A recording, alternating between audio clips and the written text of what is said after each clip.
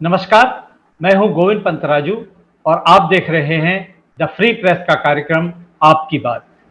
आपकी बात में आज हम एक बार फिर से चर्चा करेंगे उत्तर प्रदेश में आने वाले चुनावों की तैयारी की बात और इस तैयारी में बीजेपी की क्या है खास तैयारी इसकी बात। उत्तर प्रदेश में जैसा कि पिछले करीब 15-20 दिन से राजनीतिक हलचलें बहुत तेज हो गई हैं। सभी राजनीतिक दलों ने एक तरह से अपने अपने जो उनके जो कोशिश थी, उनके जो प्रयास थे, उनके जो जिस लक्ष्य को लेकर वो काम करना चाहते थे, उसके लिए जो उनकी रणनीति है, उसके आधार पर काम करना शुरू कर दिया।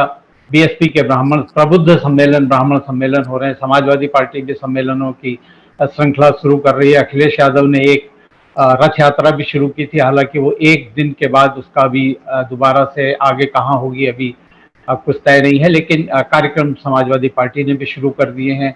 अनेक राजनीतिक दलों से लोगों का आना जाना शुरू हो गया है। आज कल रोज हर राजनीतिक दल में कुछ लोग छोड़ रहे हैं, किसी नए राजनीतिक दल में मिल रहे हैं, यानी कि तमाम तरह की गतिविधियां शुरू है। और इन्हीं गतिविधियों के बीच में उत्तर प्रदेश में जो सत्तारूढ़ बीजेपी है, उसने भी अगले चुनाव में दोबारा से सत्ता हासिल करने के लिए अपनी कोशिशें तेज कर दी। और इन कोशिशों में जो उनके मुख्य मुद्दे हैं, उन मुद्दों पर वो लगातार कोशिश कर रहे हैं। योगी का जो चेहरा है, योगी के चेहरे के साथ जो हिंदुत्व का एक आवरण है, उसको साथ लेकर और योगी सरकार की उपलब्धियों की चर्चा करके बीजेपी अपने को इस जो लड़ाई है, इस लड़ाई में बहुत प्रमुख रूप से सबसे बड़े दावेदार के तौर पर सामने लाने की कोशिश कर रही है। और एक हैरान करने वाली बात है, या ये एक चुनावी प्रोपेगेंडा के तहत ही इस तरह से हो रहा है कि देश में बीजेपी के दो सबसे बड़े नेता यानी कि प्रधानमंत्री नरेंद्र मोदी और गृह मंत्री अमित शाह, वो उत्तर प्रदेश की योगी सरकार की प्रशंसा करने में बिल्कुल किसी भी तरह की कोई कोर कसर नहीं छोड़ रहे हैं। एक तरह से जितना योगी सरकार ने काम किया है, जितना योगी सरकार खुद अपने बारे में, अपने काम के बारे में दावा कर सकती है, उससे भी कई गुना ज्यादा तारीफ प्रधानमंत्री नरेंद्र मोदी और गृह मंत्री अमित शाह की तरफ से उत्तर प्रदेश की बीजेपी सरकार को और खासतौर पर योगी सरकार को एक तरह से कहा जाए, ये प्रशंसा दी जा रही है। प्रधानमंत्री बनारस के दौरे पर आए थे। बनारस के कार्यक्रम के दौरान भी उन्होंने बहुत योगी आदित्यनाथ के काम की, उत्तर प्रदेश सरकार के काम की बहुत तारीफ की, कोरोना में सरकार के काम की बहुत तारीफ की। और उसके बाद जो गृह मंत्री का 2 दिन का दौरा था, जिसमें वो लखनऊ भी आए थे एक स्टेट फॉरेंसिक इंस्टीट्यूट का आधारशिला रखने के लिए, उस कार्यक्रम में भी उन्होंने योगी सरकार की बहुत तारीफ की। उन्होंने कहा कि योगी सरकार, जब 2017 में हम चुनाव में आए थे तो हमने कहा था कि हम उत्तर प्रदेश की कानून व्यवस्था की हालत को सुधार देंगे, और योगी सरकार ने आज जो काम करके दिखाया है, उससे योगी सरकार देश में कानून व्यवस्था के मामले में सबसे पहले स्थान पर खड़ी है। इस तरह से उन्होंने कोरोना के जो प्रबंध है उसके लिए भी योगी सरकार की पीठ ठोकी, और तमाम योगी सरकार, योगी और उनकी टीम की तारीफ करने में बिल्कुल कोई कसर अपनी तरफ से नहीं रखी। क्या इस तरह का जो ये कार्य योगी सरकार की तारीफ में केंद्र के नेताओं के द्वारा किया जा रहा है, इसका क्या मतलब है, इसके बारे में हम जानने की कोशिश करेंगे। हम जानने की कोशिश करेंगे कि क्या वाकई में बीजेपी की उपलब्धियों से लोग और जनता जो दावे बीजेपी कर रही है, उसी अनुपात में जनता उससे खुश है, प्रसन्न है। और हम ये भी जानने की कोशिश करेंगे कि विपक्ष किस तरह से योगी सरकार की, उत्तर प्रदेश में बीजेपी की जो रणनीति है उसके खिलाफ किस तरह से काम कर सकता है, क्या काम विपक्ष की रणनीति है, और कौन मुख्य दावेदार हैं जो बीजेपी के खिलाफ अपने को देखते हैं। इस मुद्दे पर बातचीत करने के लिए आज हमारे साथ मौजूद हैं वरिष्ठ पत्रकार शरद प्रधान, पूर्व जज और नैतिक पार्टी के अध्यक्ष CB पांडे जी, और लखनऊ विश्वविद्यालय में सहायक प्रोफेसर डॉक्टर अमित कुमार कुशवाहा जी। आप तीनों का इस कार्यक्रम में स्वागत है। बातचीत की शुरुआत में सबसे पहले शरद जी आपसे करना चाहता हूं, ये जो 2 दिनों से, 2 दौरों से लगातार हमने देखा योगी सरकार की तारीफों के पुल बांधे जा रहे हैं, आप इसको किस नजरिए से देखते हैं? क्या आपको लगता है कि वाकई में सरकार ने इतना काम किया है जितनी केंद्रीय गृह मंत्री और प्रधानमंत्री ने सरकार की तारीफ की है, या फिर ये सिर्फ एक चुनावी एक तरीका है कि खुद इतना महिमा मंडन कर दो कि विपक्ष को मौका ही न मिले उसके खिलाफ उसकी काट करने का? देखिए, आमतौर पे जो भी सत्तारूढ़ पार्टी होती है, उसके नेता अपनी सरकार का ज़ाहिर है तारीफ ही करेंगे। और तो उसी श्रृंखला में जो नरेंद्र मोदी और अमित शाह ने आकर के लेकिन अगर तारीफ ज़रूरत से ज़्यादा हो जाए, यहाँ तक कि जिसकी तारीफ हो रही है वो भी, उसको भी शंका होने लगे, वो भी दाएं बाएं देखे कि भैया ये किसकी तारीफ हो रही है, क्योंकि हकीकत तो सबको मालूम है भाई। कौन नहीं जानता है कि कोरोना की जो खासतौर से सेकेंड वेव थी, उसमें बहुत दुर्दशा हुई आम लोगों की। लोग ऑक्सीजन के अभाव में एक्चुअली मरे, तमाम लोग मरे थे। लोगों को शमशान घाटों में जलाने की जगह नहीं मिली या उनके पास साधन नहीं थे। इतनी ज़्यादा लाशें जलनी थी जैसा जंगल की आग लग गई। लोगों को नदी में मजबूरन अपने सगे संबंधियों को, उनकी लाशों को बहाना पड़ा।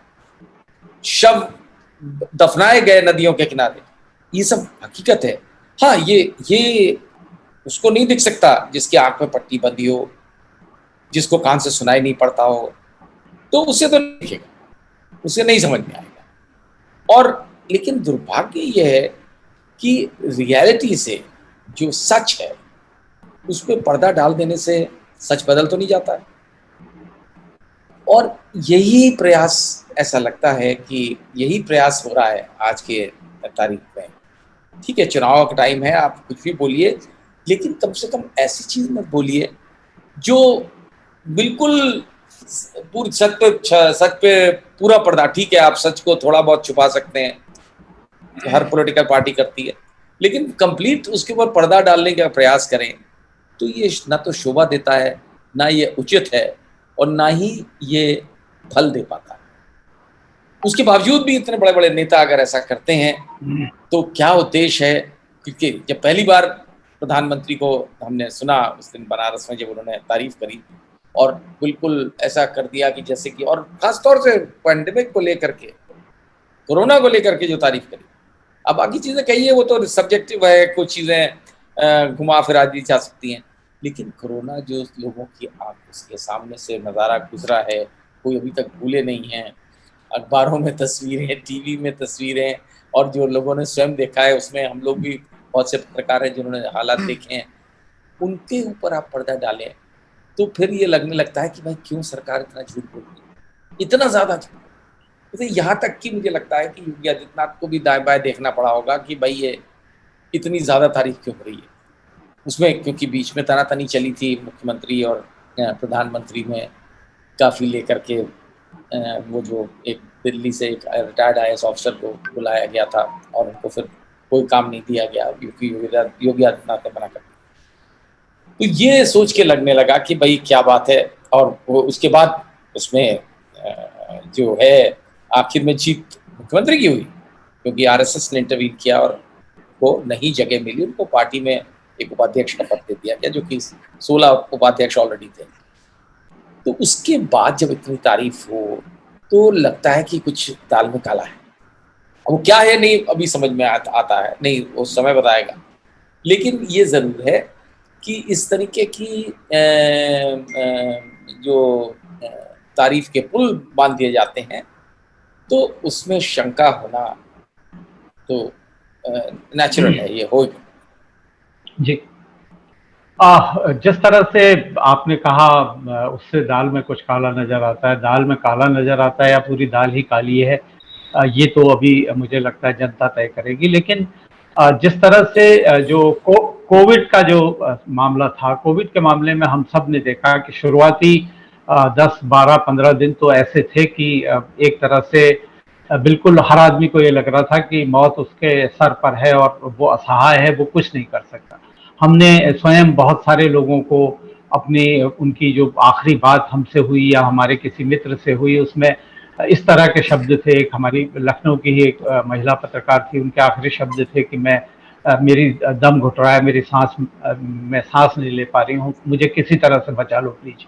और जिस मित्र को उन्होंने कहा, उन्होंने जब प्रयास किया, लेकिन जब तक प्रयास किया तब तक उनकी उनको कहीं जगह नहीं मिल रही थी, और जब उनके प्रयास हुए तो उसके बाद तब तक उनके प्राण उड़ चुके थे, प्राण पक्षी उड़ चुके थे। तो इस तरह की स्थितियां हुई थी, और ऐसी स्थितियों से ठीक है कि उसके बाद के दौर में राज्य में काफी चीजों की व्यवस्था हो पाई, ऑक्सीजन की व्यवस्था भी हो पाई, बेड्स की व्यवस्था भी हो पाई, बहुत सारे संसाधनों का जो इंतजाम है वो भी हुआ। लेकिन फिर जिस तरह से जो पंचायत चुनाव हुए उसने चीजों को फिर बिगाड़ा, उसके बाद फिर ग्रामीण क्षेत्रों में स्थितियां खराब होने लगी। इस सब के बावजूद इतनी प्रशंसा अगर सिर्फ इस काम के लिए होती है, तो क्या अमित जी आपको नहीं लगता कि ये उन लोगों के साथ अन्याय है जिनके अपनों के इस कोरोना काल में अपने प्राण गए हैं, जिनकी जीवन इस कोरोना काल में बीमारी की वजह से जीवन अचानक खत्म हुआ है, उन लोगों के एक तरह से जख्मों पर बहुत ही क्रूर किस्म का नमक छिड़कना जैसी कार्रवाई नहीं है? आपको नहीं लगता कि इसकी आवश्यकता है? आप अपनी दूसरी उपलब्धियों की बखान ज्यादा कर लें, कोई दिक्कत नहीं है, लेकिन जब कल ही राजधानी में मुख्यमंत्री ने खुद लगभग 34 से ज्यादा पत्रकार जो कोरोना काल में उत्तर प्रदेश में मरे थे उनके परिजनों को आर्थिक मदद की घोषणा की, और खुद कहा कि अभी अब बहुत सारे पत्रकार इसमें छूट गए हैं, ये तो सिर्फ पत्रकारों की बात है। तो आपको नहीं लगता कि ये थोड़ा लोगों की संवेदना को उनके उसके साथ खेलने की कोशिश है? गोविंद जी, जैसा कि आपने कहा कि कोरोना के काल में निश्चित तौर पर मौतें हुई हैं, लोगों ने अपने परिजनों को खोया है, और पूरी संवेदना उन लोगों के साथ है जिन लोगों ने अपने को खोया है।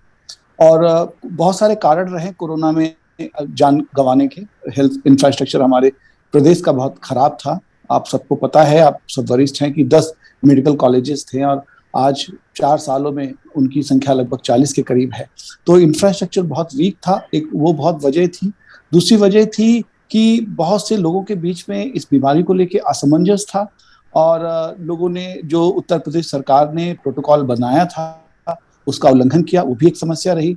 और लेकिन उसके बावजूद भी उत्तर प्रदेश एक बड़ी आबादी का प्रदेश है, उसके साथ साथ जो इंफ्रास्ट्रक्चर अवेलेबल था उसमें रहते हुए जो हमारा कोरोना प्रबंधन था सरकार की तरफ से, वो बहुत ही अच्छा था, जिसकी सराहना WHO ने भी की, जिसकी सराहना ऑस्ट्रेलिया के एक मेंबर ऑफ पार्लियामेंट ने भी की, और लगभग सभी विश्व की बड़ी एजेंसी इस बात को कह चुकी हैं कि उत्तर प्रदेश का कोरोना प्रबंधन शायद अन्य जगहों की अपेक्षा अच्छा था। आप अगर तुलना महाराष्ट्र और केरल से करें तो उनकी अपेक्षा आज हमारी जो मृत्यु दर है वो बहुत कम है। आज हमारे जिलों में कोरोना रुकने की जो संभावना और जो प्रक्रिया है बहुत तेजी से है।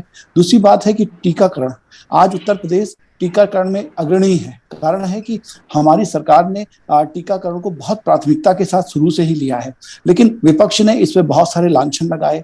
किसी ने कहा भाजपा का कोरोना का टीका है, ये भाजपा टीका है, और तमाम इस तरह की जो भ्रामक स्थितियां हैं विपक्ष जैसा हमेशा प्रस्तुत करता रहता है। इन तमाम चीजों को लेके एक समाज के मध्य में एक अजीब सा डर और भ्रम को पैदा किया गया, जिसकी वजह से लोग डरे और जिसकी वजह से कई लोगों ने अपनी जानें गंवाई।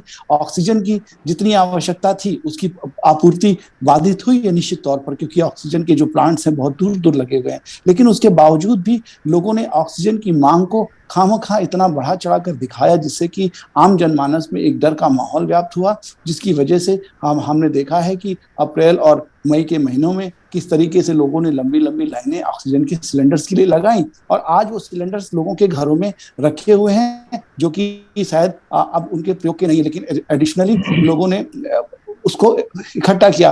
तो आज अगर माननीय मोदी जी प्रशंसा करते हैं योगी जी की, या गृह मंत्री जी योगी जी की प्रशंसा करते हैं, तो उसके पीछे तथ्य हैं, उसके पीछे कारण है कि किस तरीके से इतने बड़े प्रदेश ने, जो कि आबादी में लगभग 70-75% आबादी हमारी जो ग्रामीण परिवेश की है उसने, और शहरी परिवेश ने, किस तरीके से, किस योजनाबद्ध तरीके से सरकार ने काम करते हुए लोगों की सुरक्षा की है इस कोरोना काल में।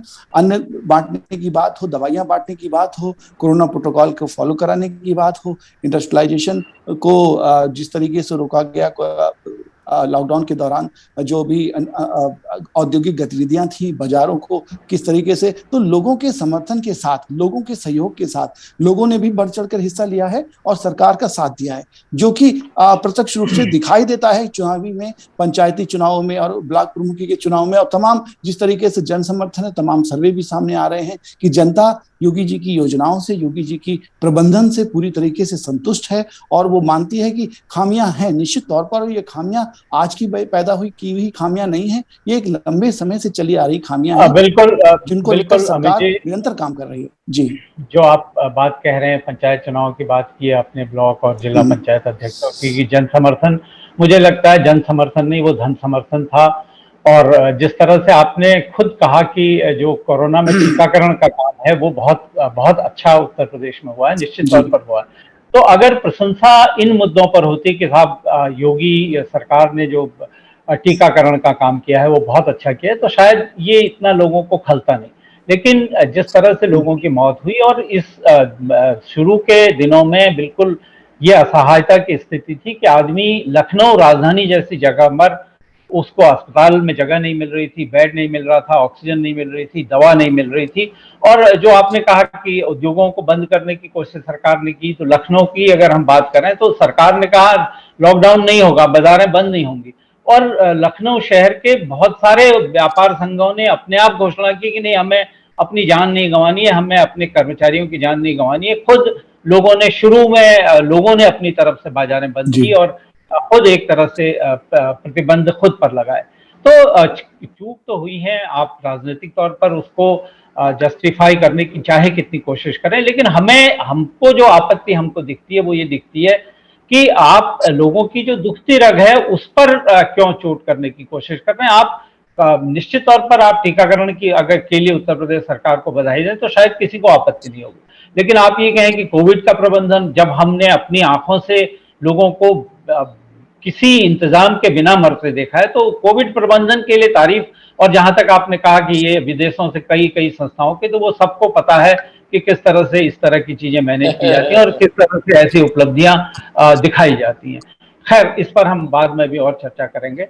पांडे जी, मैं आपसे समझना चाहता हूं जो इस वक्त उत्तर प्रदेश की स्थिति है।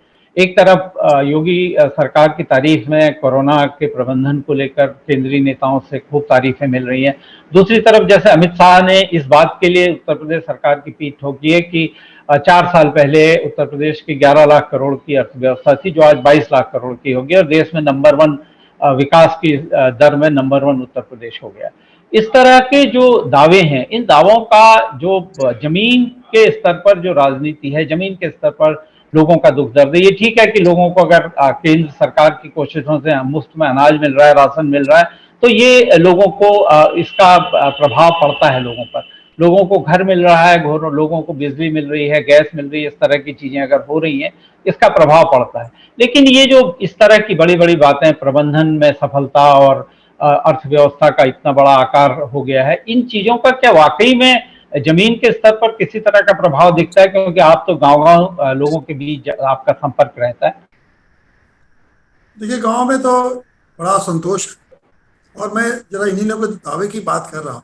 अगर मान लीजिए कि कोरोना काल में बहुत अच्छा, तो आप हॉस्पिटल में क्या हुआ, ऑक्सीजन मिला क्या नहीं मिला, ये तो एक आप लोगों ने सब चर्चा कर ली और पूरा देश जानता है। ये बताइए, शमशान घाट में जो हुआ वो क्या सरकार के कंट्रोल के बाहर था? वो तो सरकार बड़े आसानी से शमशान घाट पर क्या करना है, लकड़ी का इंतजाम कर देना है, कुछ वहाँ लोगों का इंतजाम कर देना है और घाट पे लोगों का दाह संस्कार हो जाएगा। लेकिन वहाँ भी क्या करी सरकार ने? लखनऊ में उन्होंने शमशान घाट को देख ना सके, टीन का शेड लगा दिया। अब बताइए, टीन का शेड लगाने की क्या जरूरत थी? अगर चीजें बहुत अच्छी थी और शमशान घाट में कोई दिक्कत नहीं थी, तो आपको वहां से टीन के शेड लगा के उसको कवर करने की क्या जरूरत महसूस हुई? क्यों जरूरत महसूस हुई? आखिर में क्या जनता को बताना चाहते हैं कि हम आपको देखने नहीं देंगे? ये मैसेज देना चाहते हैं अगर ठीक ठाक चल रही है। दूसरी बात देखिए, इसी सरकार ने जब नदियों के किनारे तमाम लाशें गाड़ी गई, तो वहाँ की प्रथाएं हैं कि उनके पूरा पीले रंग का कपड़ा डाल देते हैं लाशों को जहाँ वो दाह करते हैं। वो कपड़े को सरकारी व्यवस्था जैसे सारे कपड़े क्यों हटवाए आप?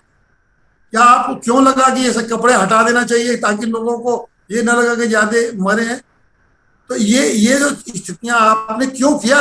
अगर ठीक ठाक चलता था तो ये इसको करने की जरूरत नहीं थी, और कभी शायद हुआ ही नहीं तो होगा कि शमशान घाट से जाके सरकार के सारे देश के इतिहास में 70 साल के आजादी के इतिहास में ऐसा कभी नहीं हुआ कि सरकार ने शमशान घाट से कपड़ों को इसलिए हटा दिए कि कोई वहां दिखाई न दे, और खास करके ऊपर हवाई जहाज से कोई न देख सके कि नदी के किनारे लाशें दफनाई गई।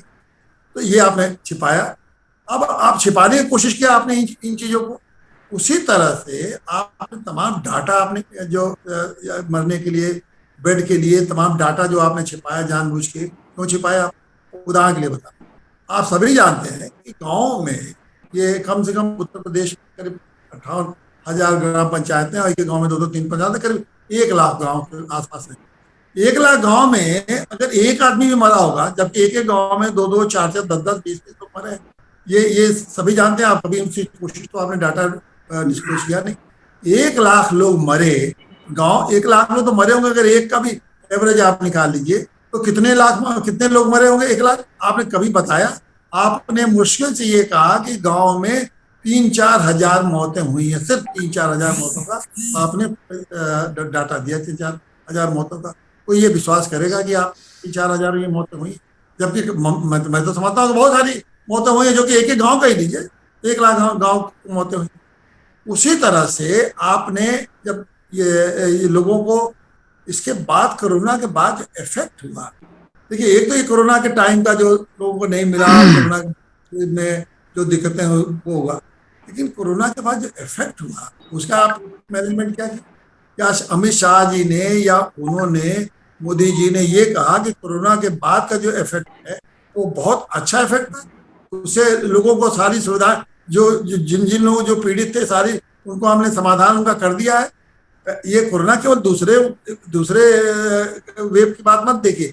पहला वेव जिसमें कि तमाम मजदूरों ने गांव छोड़ के और आके शहरों में, शहर छोड़ के गांव में आए, क्या उन लोगों, कितने लोग आए थे, क्या उनको आपने रोजगार दिया? बहुत डंके के चोट पर आपने कहा था कि हम इनको रोजगार देंगे। क्या आपने डाटा उसको डिस्क्लोज किया कि कितने लोग आए थे और कितने लोगों को मैंने रोजगार दे दिया? आपने जबानी कहते हैं कि सबको मैंने रोजगार दे दिया।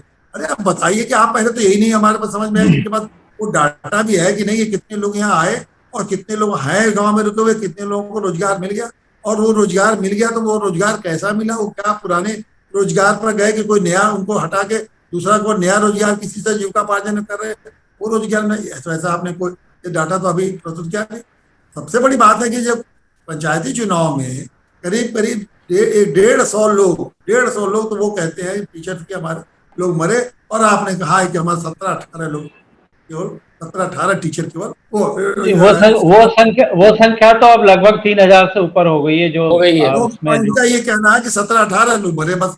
अब बताइए, जब इस तरह से आप डाटा छिपाएंगे और इसी डाटा को लेके आप सरकार के सामने ये अच्छा हो सकता है योगी ने यही डाटा अमित शाह को पेश किया हो और यही डाटा उनके सामने पेश किया हो, प्रधानमंत्री के सामने, तो इन लोगों ने कहा होगा बड़ा अच्छा काम कर रहा है, और इसमें राजनीति हो सकती है। हो सकता है कि उन्होंने कह दिया कि बहुत अच्छा काम किया, सारे डाटे, चुनाव का टाइम अब आ गया, अब तो सारे पोल खुलेंगे।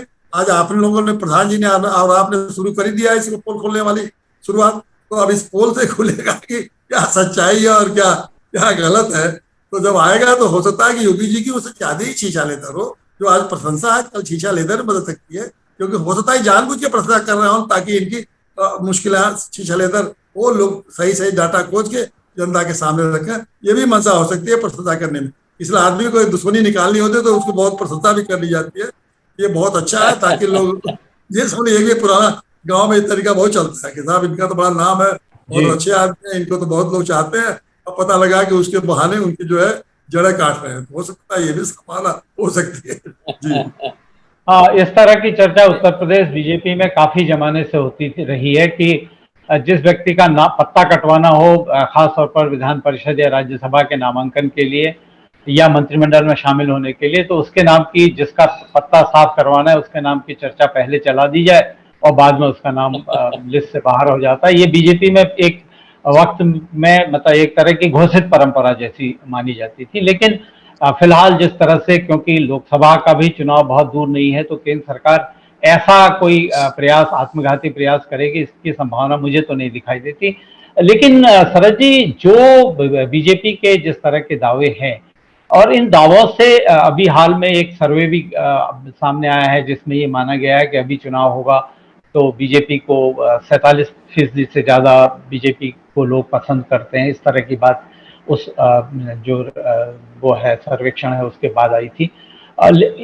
जिस तरह से समाजवादी पार्टी, जो कि उत्तर प्रदेश में मुख्य विपक्षी दल है और जिसमें इस वक्त तमाम दूसरे राजनीतिक दलों से छोड़कर आने वाले नेता शामिल हो रहे हैं लगातार, एक तरह से समाजवादी पार्टी को दावेदार जैसा मानकर, तो समाजवादी पार्टी के जो नेता हैं अखिलेश यादव, उन्होंने एक बयान दिया है कि बीजेपी को हराने के लिए सारे राजनीतिक दलों को एक होना होगा।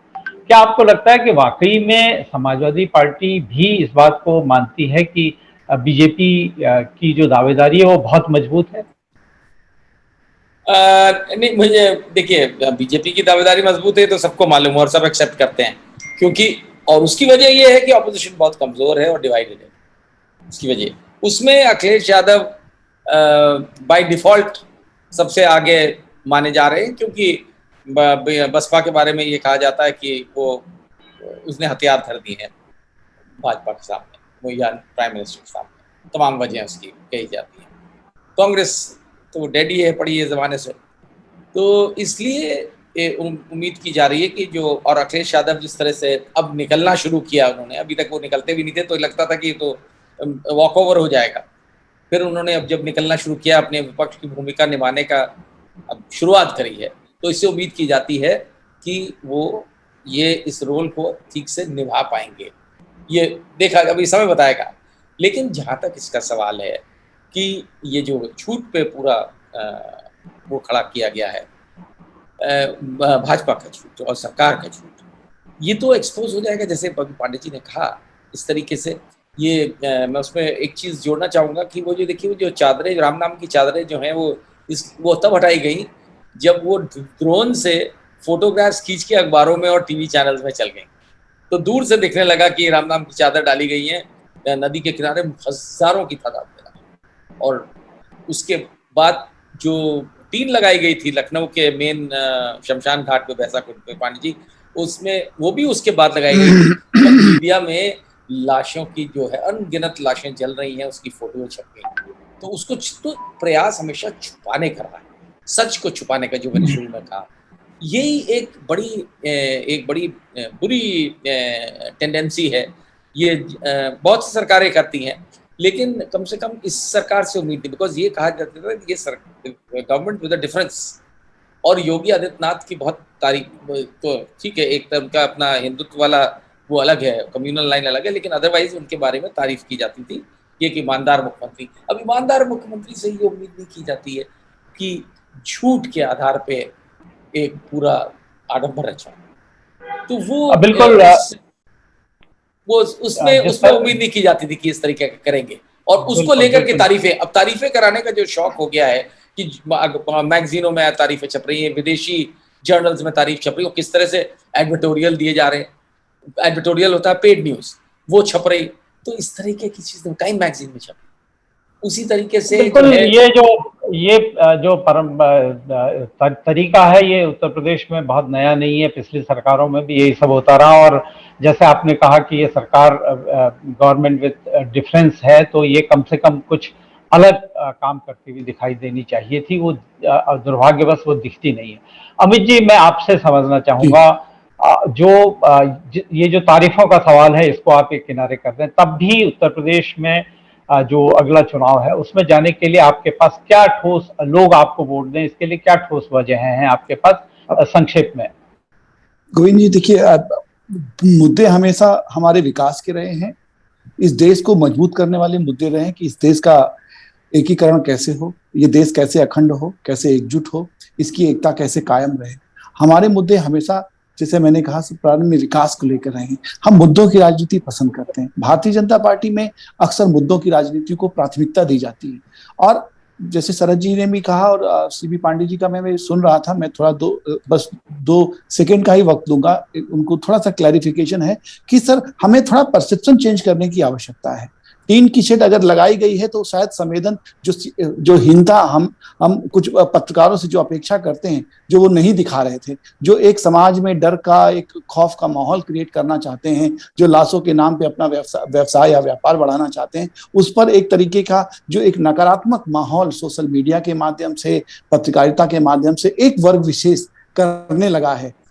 हम सब जानते हैं कि किस तरह का एक पत्रकारिता में भी जो अपनी निष्पक्षता के लिए जानी जाती है, लेकिन आज के दौर में इस डिजिटल के एरा में किस तरीके से सोशल मीडिया ने एक नकारात्मक मोड़ भी लिया है। उन तमाम तरह की ऐसी गैर जिम्मेदार खबरों और समाचारों को छुपाने के लिए नहीं, बल्कि उनकी संवेदनहीनता को दबाने के लिए ये काम किया सरकार ने। ये कि शायद सरकार की दृष्टि से लोगों की भी दृष्टि से बहुत अच्छा था, क्योंकि उस समय का माहौल ही था। हम सब संवेदनशील हैं उस घटना के, जैसा मैंने शुरू में भी कहा कि हम सब लोगों के खोने के दुख से उबर नहीं पाए हैं, परिवार नहीं उबर पाए हैं, हम सब सामाजिक जीवन में रहते हैं और हम सब भी अपने दोस्तों को, अपने परिवारजनों को हमने भी कहीं ना कहीं खोया है। तो ये एक बहुत ही संवेदना का विषय है, लेकिन इस पे भी चर्चा इस तरह की होती है तो देख के थोड़ा सा कष्ट होता है कि हम लाशों पर राजनीति नहीं करते, हम उन राम नाम की चादरों पर राजनीति नहीं करते, लेकिन देश में और इस प्रदेश में ऐसे लोग हैं जो इसको एक आधार बनाते हैं, लोगों को भड़काते हैं और इस तरह की एक गलतफहमी फैलाने का काम करते हैं। वक्त हमको ज्यादा इजाजत नहीं दे रहा, लेकिन आपने कहा आप लाशों पर राजनीति नहीं करते, लेकिन ये कड़वा सच है। लेकिन लखनऊ में ही जिस दिन आपकी सरकार कहती थी 17 मौतें हुई हैं कोविड से, हम लोगों ने, और मैं इसको आपको बिल्कुल 100% गारंटी से कह रहा हूं कि ये बिल्कुल 100% सत्य है, इसमें कोई पूर्वाग्रह या झूठ नहीं है। हमने उस दिन, जिस दिन सरकार ने कहा 17 मौतें हुई हैं कोविड से, हमने 150 से ज्यादा शव शमशान घाटों में देखे। कब्रिस्तानों की संख्या अलग है, और लखनऊ में शवों को जलाने के लिए पर्ची सिस्टम लागू कर दिया था, शवों को दफनाने के लिए पर्ची सिस्टम लागू किया गया था, और सरकार कहती थी 17 मरे, 18 मरे। तो लाशों की राजनीति भले ही आप न करते रहे हो, लेकिन लाशों पर आपने राजनीति की है, ये एक सच है। और मुझे लगता है कि एक चुनाव में बड़ा मुद्दा होगा।